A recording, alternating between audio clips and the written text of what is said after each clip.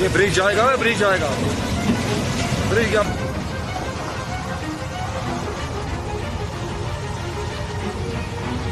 नमस्कार, आदाब। आपके साथ मैं स्मिता शर्मा हूं और आप देख रहे हैं मेरा YouTube station Smita Sharma journalist.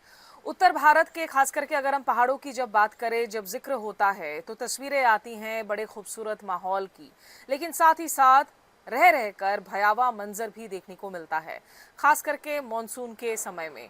इस वक्त भारत में हम देख रहे हैं कि बाढ़ बारिश की वजह से असम से लेकर गुजरात तक कितनी दर्दनाक स्थिति बनी हुई है। लेकिन उत्तराखंड में ये जो तस्वीरें अभी आपने शुरुआत में देखी इस व्लॉग की, जरा उसको फिर से देखिए। ये तस्वीरें दरअसल 10 अगस्त की हैं, जब एक बादल फटने की खबर आई चमोली से।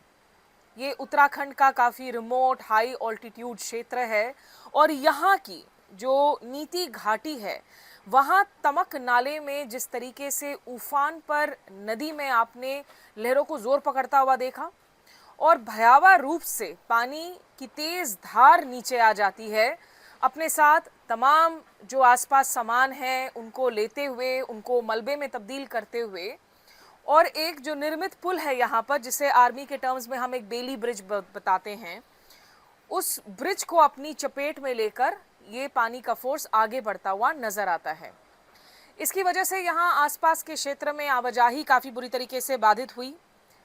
बस किसी के हताहत होने की खबर नहीं है, लेकिन एक बॉर्डर रोड ऑर्गेनाइजेशन के ड्राइवर के लापता होने की खबर ज़रूर आई। जिला प्रशासन, एसडीआरएफ, एनडीआरएफ की टीमें यहाँ पर जुट गए हैं बचाव कार्य में। लेकिन ये जो निर्मित पुल है, जो ये क्षतिग्रस्त हुआ है नीति वैली में, आपको बता दें कि ये जो घाटी क्षेत्र है ये दरअसल तिब्बती सीमा पर पड़ता है, तिब्बत के नज़दीक है। तो यहाँ जब जब इस तरीके के बेली ब्रिजेस या आपकी जो टेम्पररी पुल हैं उनका जब निर्माण होता है, काफ़ी ज़रूरी हो जाती हैं ये कनेक्टिविटी के लिए, सामरिक दृष्टि से भी। इसकी ऊंचाई लगभग 3600 मीटर पर है और तमक नाला से आपने देखा कि कैसे पानी की धार आकर इस मेटल ब्रिज को कैसे क्षतिग्रस्त करते हुए ये धारा आगे बढ़ जाती है।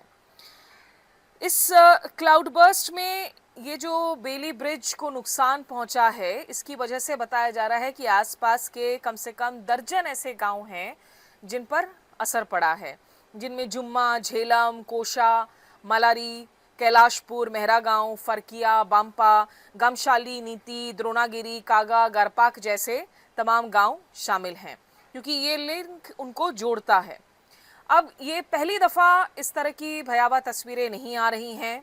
खास करके अगर इस क्षेत्र के इस हम पुल की बात करें तो स्थानीय लोगों और गांव वालों का कहना है कि कम से कम पिछले कुछ सालों में 3 दफ़ा इसे अब तक नुकसान पहुंच चुका है।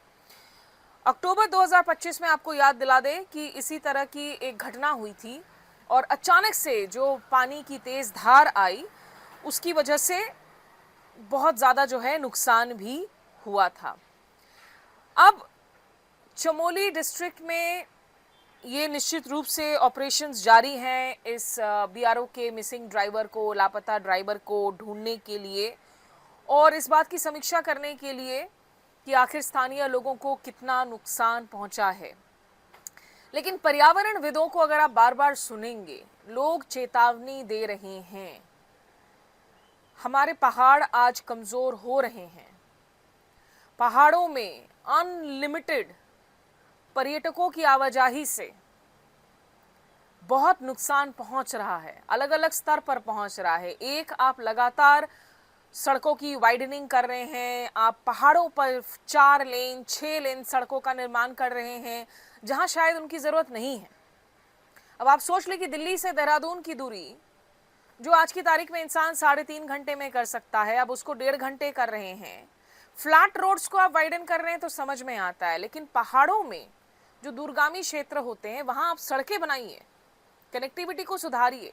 लेकिन क्या ये ज़रूरी है हर जगह 4 लेन 6 लेन सड़कों का निर्माण करना?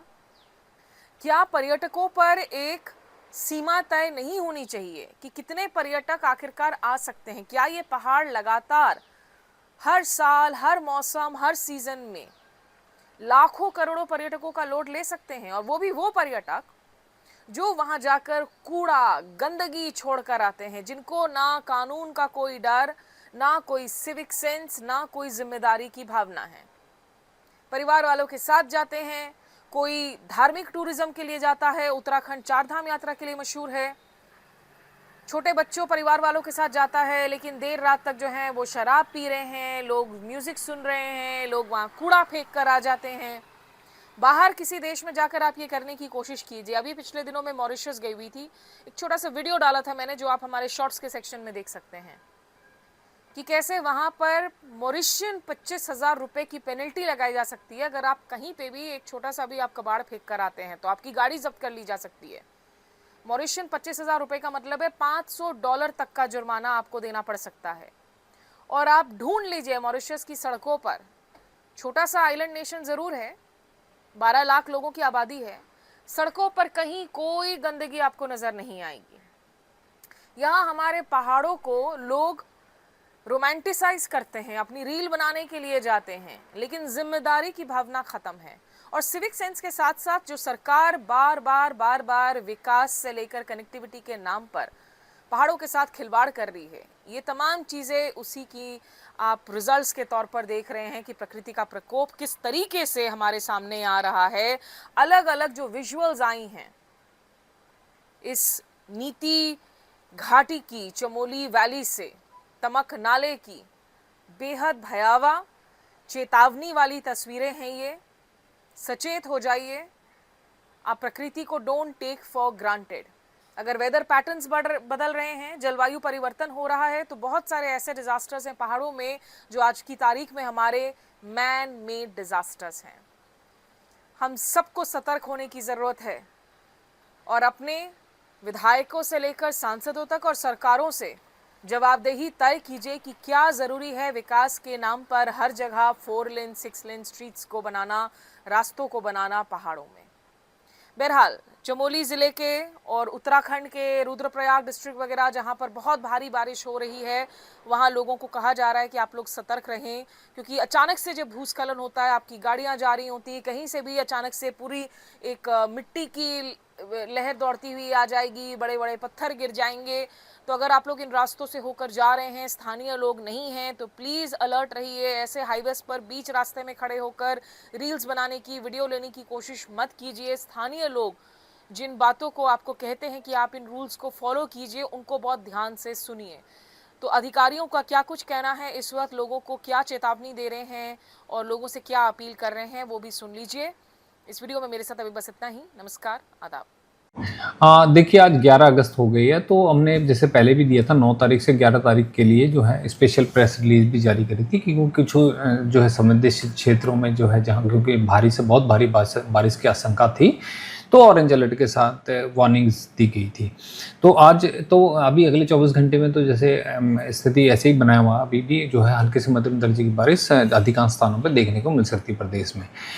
12 और 13 तारीख में थोड़ा सा एक्टिविटी में थोड़ा सा कम होने के चांसेस हैं, और 12 तारीख में जो पर्वतीय जनपद है उन ज़्यादातर गढ़वाल के उसमें हल्की से मध्यम दर्जे की बारिश होने के चांसेस है, जबकि जो है मैदानी इलाकों में और कुमाऊं के जो कुछ मैदानी इलाकों से लगे हुए क्षेत्र है और पौड़ी भी हो गया साथ में, तो ये यहाँ पे उम्मीद है हल्के से मध्यम दर्जे कहीं कहीं देखने को मिल सकती है। 13 तारीख में भी मैदानी इलाकों में थोड़ा कम रहेगा, बाकी पहाड़ी जनपदों में ज़्यादा रहने के चांसेस। जनपद में पिछले काफ़ी दिनों से बारिश भी हो रही है और रुक रुक के बारिश हो रही है, लेकिन ऐसी परिस्थिति में लैंडस्लाइड की स्थिति उत्पन्न होती है और कई बार सड़कें बंद हो जाती हैं। इसमें मैंने एसडीएम्स को विशेष रूप से निर्देशित किया है कि वे अपने क्षेत्र की बंद सड़कों का प्रतिदिन सुबह और शाम जायजा लें और रिस्पांस टाइम को नोट करें। माननीय मुख्यमंत्री महोदय का निर्देश है कि कोई भी सड़क यदि बंद होती है तो उसको जल्द से जल्द खोला जाना हमारी प्राथमिकता होनी चाहिए, और यदि किसी कारण से नहीं हो पा रही है तो उसकी विशेष निगरानी की जाए। तो इसी संदर्भ में आज एसडीएम्स को भी निर्देशित किया।